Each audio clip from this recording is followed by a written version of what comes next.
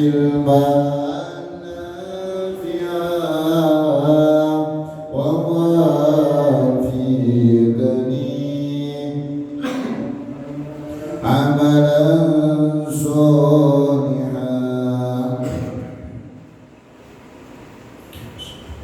Assalamualaikum warahmatullahi wabarakatuh. Alhamdulillahirabbil alamin. Wa bihi nasta'inu ala umuri dunya waddin. Wassalatu wassalamu ala asyrafil anbiya'i wal mursalin sayyidina wa maulana Muhammadin wa ala alihi wa sahbihi ajma'in. Qala Allahu ta'ala fi kitabihil karim, a'udzu billahi minasyaitonir rajim. Qul subhanaka la ilma lana illa ma 'allamtana innaka antal alimul hakim. Pertama, mari kita bersama-sama bersyukur kepada Allah Subhanahu wa taala karena dengan banyaknya kenikmatan yang Allah berikan kepada kita semua, di antaranya dikehendaki kita semua bisa istiqomah melaksanakan sholat subuh berjamaah di masjid dengan harapan menjadi amal ibadah yang diterima oleh Allah Subhanahu wa taala dan menambah ridhonya Allah Subhanahu wa taala kepada kita semua. Serta salam tetap tercurahkan kepada junjungan kita baginda Nabi besar Muhammad sallallahu alaihi wasallam, kepada para keluarganya, para sahabatnya dan seluruh umatnya. Kita izinkan doa bersama, semoga kita istiqomah dalam menjalankan sunnah-sunnahnya, mendapatkan syafaatul iman dari baginda Nabi besar Muhammad sallallahu alaihi wasallam. Kita sampai di nasihat yang ke-16 ya, dari bab 3, tepatnya di halaman 11. Bismillahirrahmanirrahim. Ila hadratin Nabi Mustafa Muhammadin sallallahu alaihi wasallam, sallallahu alaihi kitab Syekh Muhammad syukur bagi Ustaz syukur ilayhumul Fatihah. A'udzu billahi minasyaitonir rajim. Bismillahirrahmanirrahim. Qala al-mu'allif rahimahu wa nafa'ana bihi wal maqalah as-sadisah asyrata, nasihat yang ke-16, an Abi Sulaiman ad-Darani, dari Abi Sulaiman ad-Darani Abdurrahman bin Atiyah radhiyallahu anhu. Darani qaryatun min qura Dimashq mata sanata 15 wa 200 annahu qala fil munajati. Kemarin disampaikan pertama di dalam munajat Abi Sulaiman ad-Darani ya, ma'allahi, munajat bersama Allah, ada pernyataan dari beliau ya, yang diajukan kepada Allah. Ilahi la yang talabatani bidunubi la'udribannaka bi'afika. Wahai Tuhanku, jika engkau menuntutku atas dosa-dosaku, maka aku akan menuntut kepadamu bi'afika, atas ampunanmu. Ya ana maghfirataka awsa'a min dunubi, karena sesungguhnya ampunanmu lebih luas dari dosa-dosaku. Wa in talabatani dukli la'udribannaka bisawika ay bikaramika. Wah, itu luar biasa ya. Ya, jika engkau menuntutku tentang kekikiranku, kepelitanku ya, maka aku akan menuntut kepadamu atas dermawanmu, atas sifat kemurahanmu. Wah, luar biasa. Jadi ketika Abi Sulaiman ad-Darani ini dalam munajatnya, beliau menyampaikan kepada Allah ya, jika engkau ya Allah menuntut tentang sifat pikirku, sifat pelitku, maka aku akan menuntut balik ya, atas sifat kedermawanmu. Ini menjadi satu pernyataan bahwa Allah itu maha pemurah, maha dermawan. Dan pastinya yang perlu digarisbawahi dari pernyataan beliau atas sifat pikir yang kemudian akan Allah tuntut, yang mana sifat pikir itu udah pasti akan menjadi tuntutan Allah nanti di akhirat. Sudah pasti ya, karena ayatnya sangat jelas, wa wala yasabanna alladziina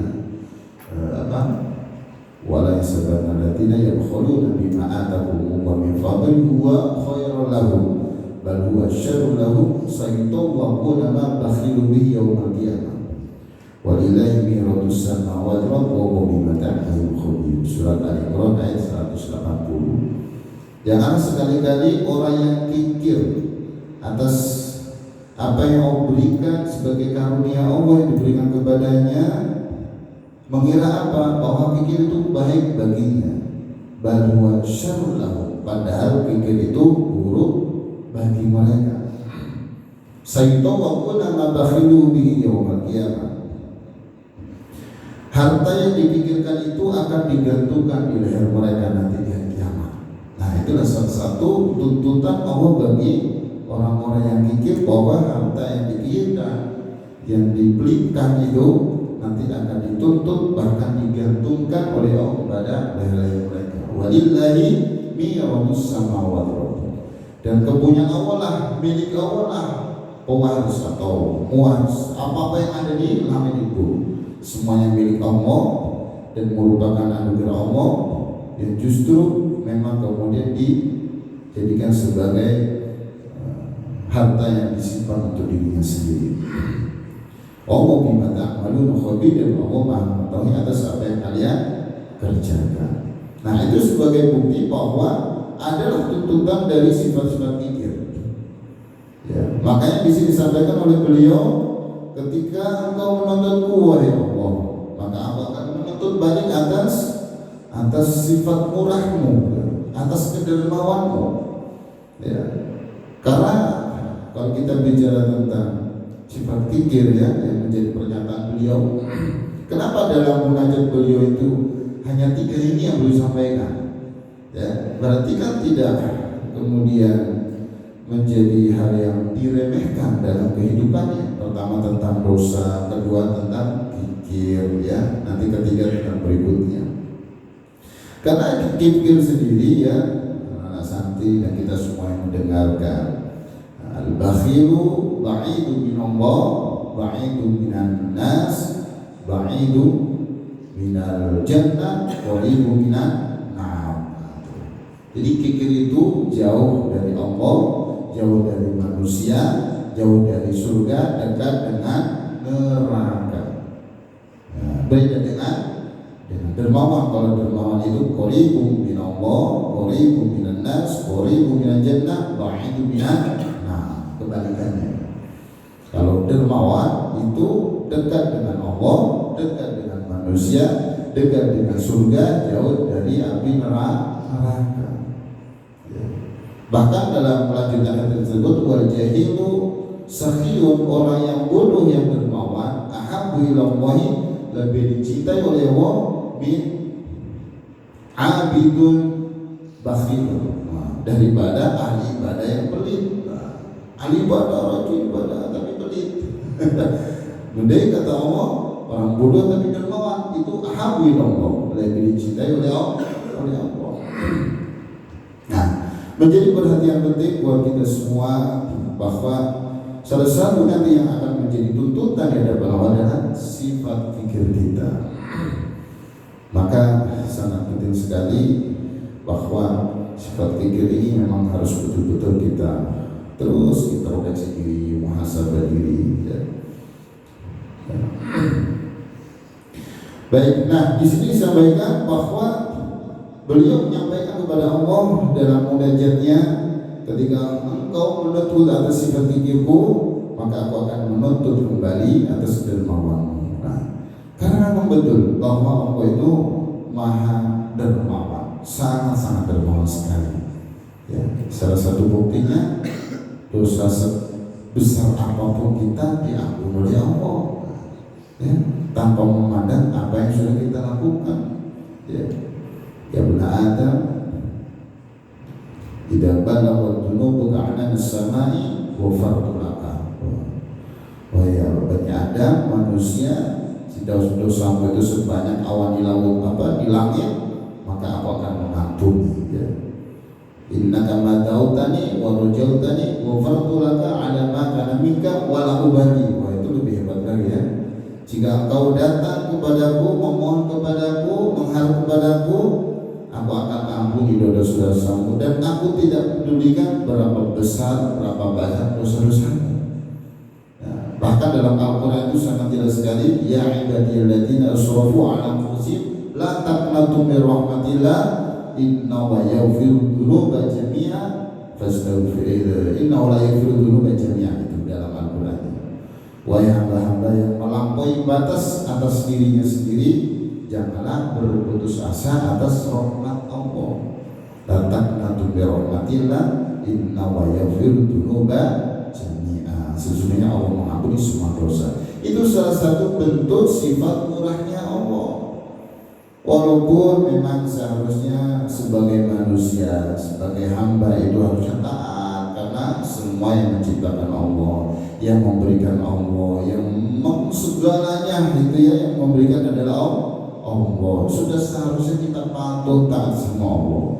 Kok justru malah banyak masih ya, justru malah banyak durhaka. Harusnya kalau Allah memang tidak memiliki sifat pemurah, luar biasa ya. Tapi kalau Allah punya sifat pemurah, sifat berkasih sayang ya, maka walaupun sebaik apapun dosa kita, dengan kita menyatakan bertobat sama Allah, semuanya diampuni oleh Allah Subhanahu wa ta'ala. Ini sifat murahnya Allah. Bentuk sifat murahnya Allah yaitu Allah tanggung rezeki semua makhluk yang ada di muka bumi ini. Ya. Wa ma min dabbatin fil ardi illa 'ala Allahi rizquha. Tidak ada makhluk jelata yang ada di muka bumi kecuali rezekinya sudah ditanggung oleh Allah secara keseluruhan. Ya. Baik manusia yang kafir, baik manusia yang taat, yang beriman, semuanya dikasih. Makanya dalam Al-Quran ya, setiap kita baca Al-Quran selalu kita iring dengan apa? Lafaz basmalah. Bismillahirrahmanirrahim. Dengan menyebut Allah yang Maha Pengasih lagi Maha Penyayang. Ya. Semua rezeki sudah ditanggung. Bahkan yang itu tadi, yang kafir pun, yang kata sama Allah pun dikasih itu semua. Bahkan dilimpahkan banyakannya. Dilimpahkan di bahkan dihambur-hamburkan ya, luar biasa. Bahkan makhluk yang kemudian gak kita pikirkan seperti kayak cicak ya, itu makanannya itu hewannya bersayap, padahal yang cicak sendiri tidak punya sayap.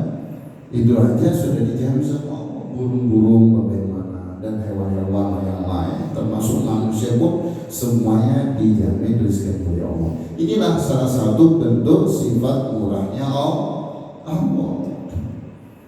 Tadi antara bentuk sifat murahnya Allah menutupi aib-aib kita.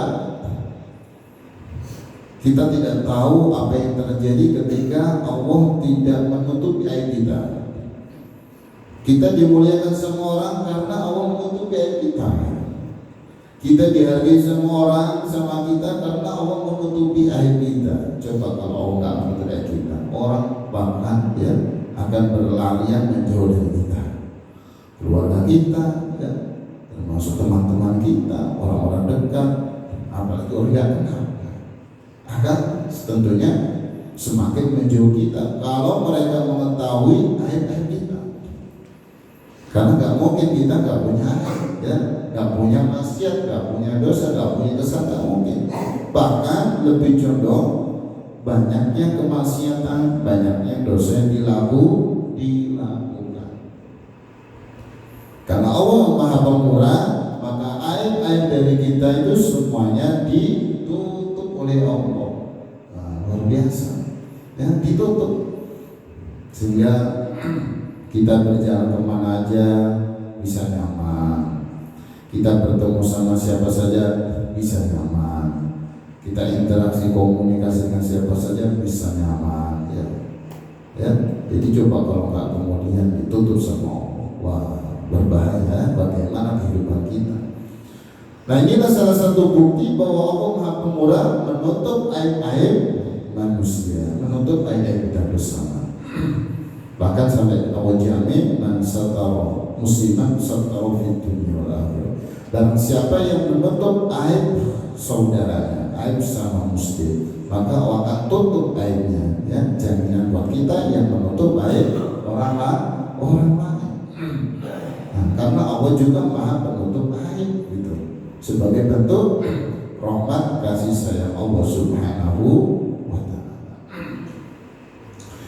Tanpa memandang siapa, tanpa memandang dia bagaimana, itu sebagai bentuk pemurahnya Allah Subhanahu wa ta'ala.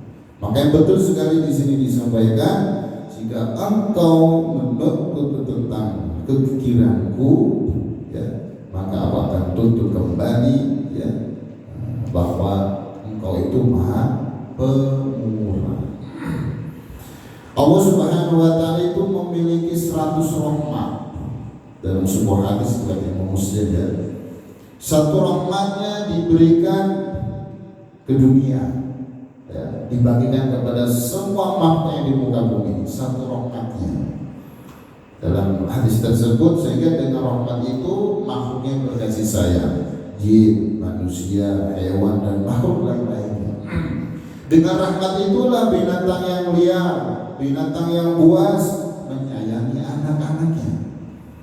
Karena satu rahmat Allah dari 100 rahmat, sehingga ada orang tua sayang sama anaknya, ada anak sayang sama orang tuanya, ada induk dari binatang apa sayang, ya, sama anaknya, menjaga kakinya agar tidak kemudian menginjak anak-anaknya, ya, terus berkasih sayang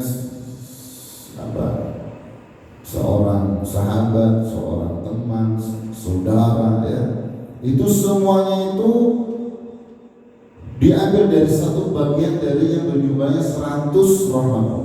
Dan luar biasanya 99 rahmat Allah tahan untuk nanti diberikan kepada hamba-hamba yang di hari kiamat.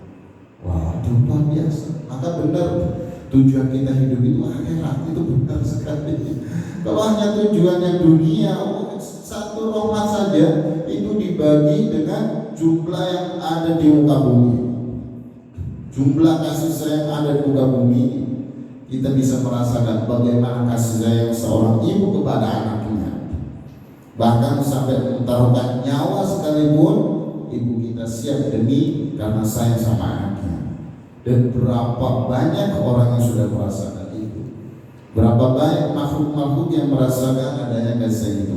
Itu baru satu rahmat Allah dari 100 rahmat. Yang 99 disimpan dulu oleh Allah, ditahan dulu oleh Allah, nanti diberikan kepada hambanya di hari kiamat. Maka sangatlah tertipu kalau hanya orang itu mencari kebahagiaan dunia saja, tertipu dia. Tidak ada apa-apanya dengan kenikmatan merupakan rahmat Allah yang Allah akan berikan nanti di akhirat. Tidak ada apa-apanya. Yang bayangin anak santri 1 banding 99, ya. Dan satu ini dibagi sebanyak makhluk yang di muka bumi ini. Itu aja nikmat rahmatnya luar biasa. Salah satu rahmat orang tua, kasih orang tua kepada anaknya, kasih sayang gurunya kepada murid-muridnya. Nah, itu salah satunya bagian itu. Guru kita membimbing kita, mendidik kita, mengingatkan kita kalau kita salah, memotivasi kita kalau kita dalam kebenaran. Terus itu karena ada kasih sayang. Nah, kasih sayang itulah sebagian kecil dari satu rahmat Allah yang Allah turunkan di dunia. Lagi-lagi tertipulah buat kita yang kita hidup di dunia hanya orientasinya pada dunia. Maka betul kita hidup kata Rasulullah hanya seperti kita mampir berteduh ke sebuah pohon, ya, istirahat sejenak, kemudian kita lanjut melakukan perjalanan panjang, yaitu alam akhirat. Karena di sana banyak kenikmatan, banyak rahmat-rahmat Allah yang luar biasa, 99 juznya. Maka sekarang kita rasa bahwa rahmat Allah itu begitu luar biasanya dibentuk dengan kasih sayang seorang teman kita, seorang keluarga kita, sahabat kita. Yang sampai semua itu akhirnya kita terfokus kepada bagaimana kita bahagia di dunia saja, ya. Tapi juga harus lebih penting kita mengenal punya orientasi jauh lebih penting, yaitu kehidupan akhirat 99. Maka dari situlah penting kemudian menguatkan motivasi kita bahwa kita hidup itu orientasinya harusnya kepada akhirat,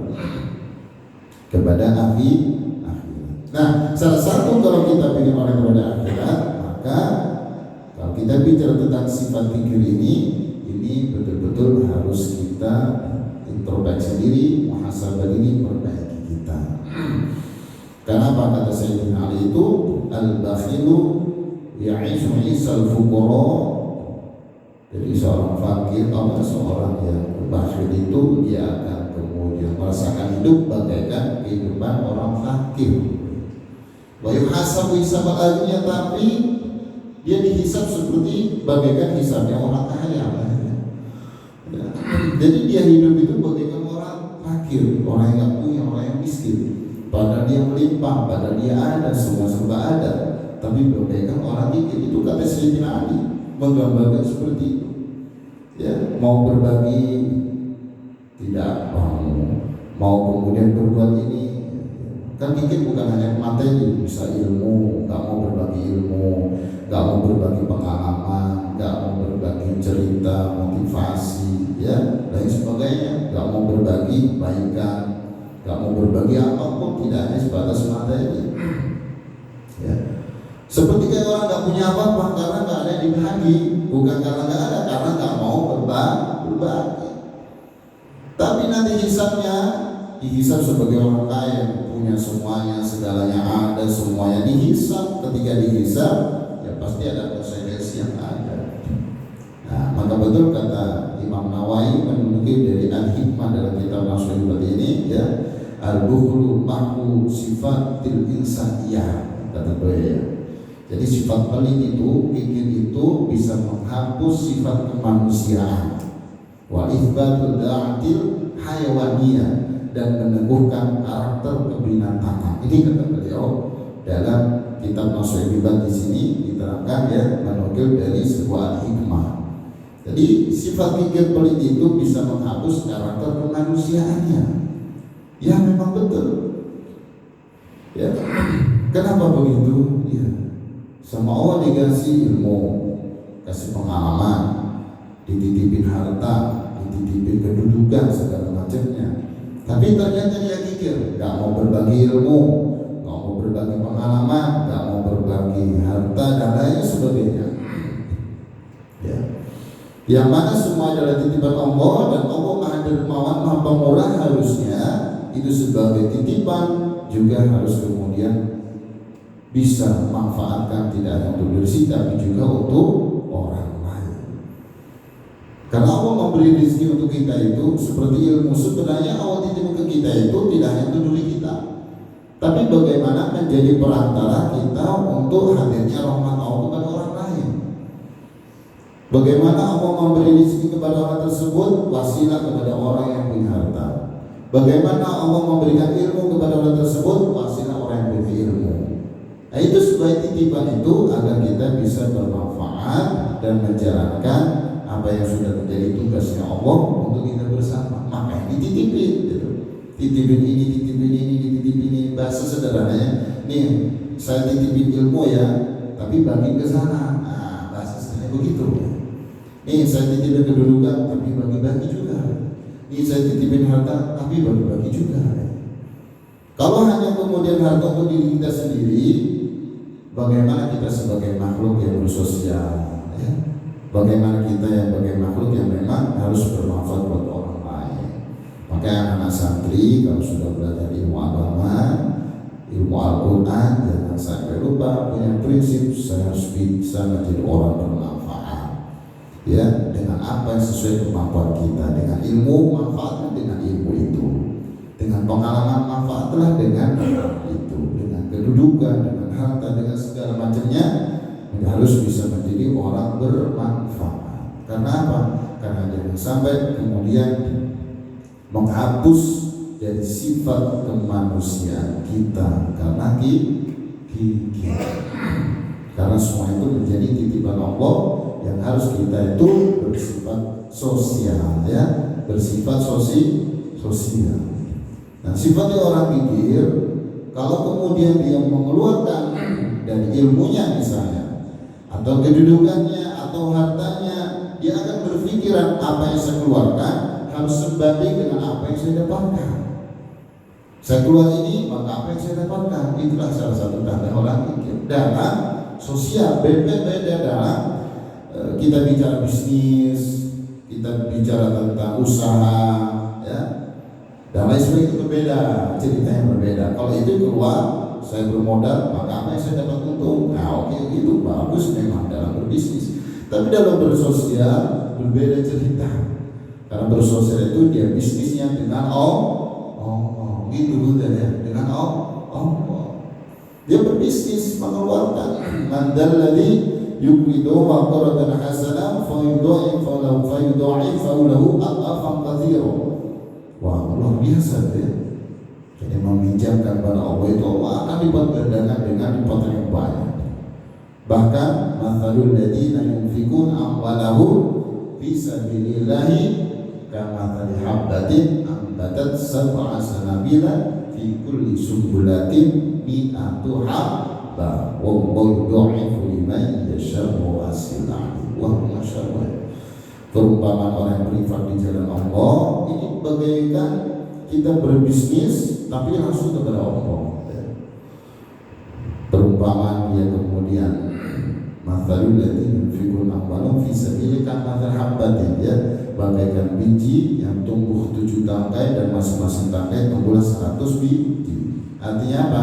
Sedekah 1 menjadi 700 kali lipat. Bahkan lebih daripada itu. Wallahu yudha'ifu liman yasha. Dan Allah bisa meluaskan sesuai dengan apa yang Allah kehendaki. Wallahu wasi'un. Karena Allah Maha luas dan Maha mengetahui. Nah, itu kita dalam berbisnis.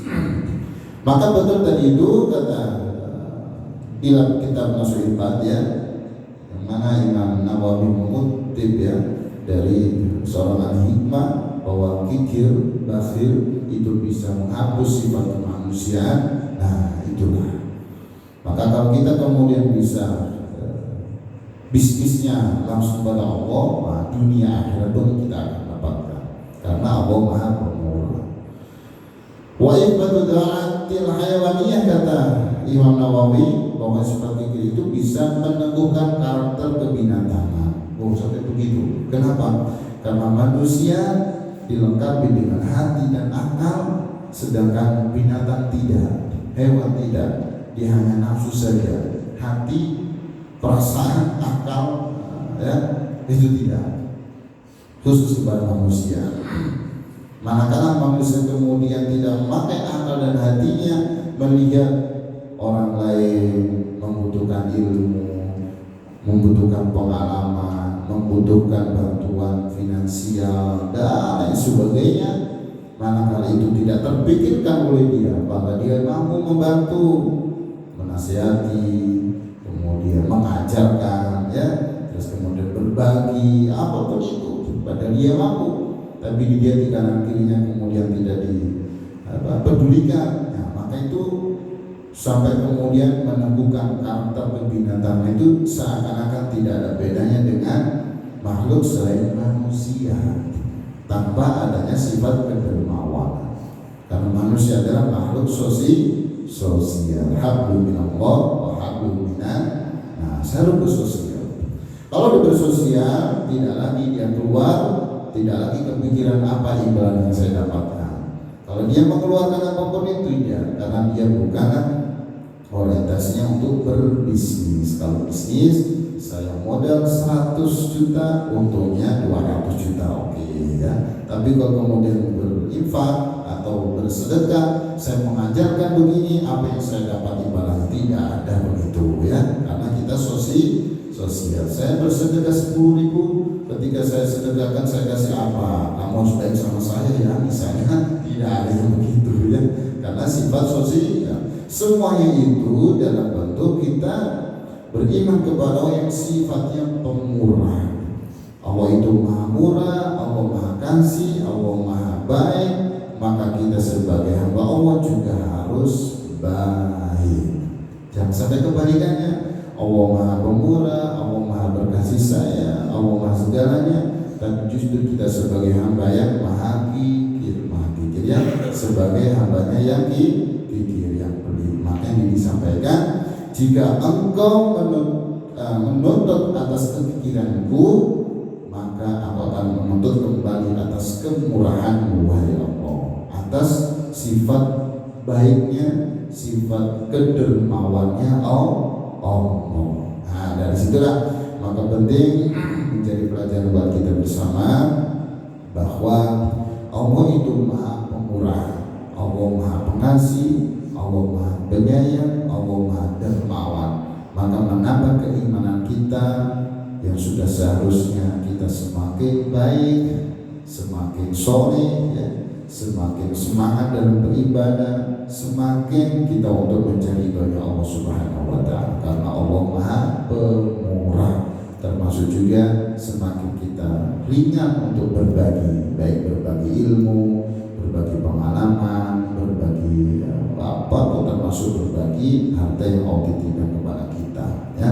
Nah, dari situlah maka pentingnya kita untuk sama-sama introspeksi diri atas makalah nasihat yang Imam Nawawi sampaikan dalam kitab ini, menjadi bekal hidup kita untuk semakin kita sayang, semakin kita kemudian berbuat baik kepada orang sekitar kita untuk mencari ridhonya Allah Subhanahu wa Ta'ala. Itu yang bisa saya sampaikan sedikit, tapi semoga bermanfaat. Satu kata, satu nasihat dari 3 nasihat ya. Kalau di nasihat pertama tentang luasnya ampunan Allah, berarti kita motivasinya harus semangat bertaubat, harus banyak-banyak istighfar ya. Nasihat itu mulai diamalkan, nasihat-nasihat itu. Nasihat berikutnya tentang masalah kedermawanan. Allah maha dermawan, berarti kita harus dermawan ya. Dermawan tidak harus dengan materi, bisa dengan senyuman, dengan sapaan dan segala macamnya ya. Itu bagaikan atau sebagai bagian daripada dermawan kita kepada sesama kita ya. Itu mungkin bisa disampaikan. Berlebih maaf. Wassalamualaikum warahmatullahi wabarakatuh.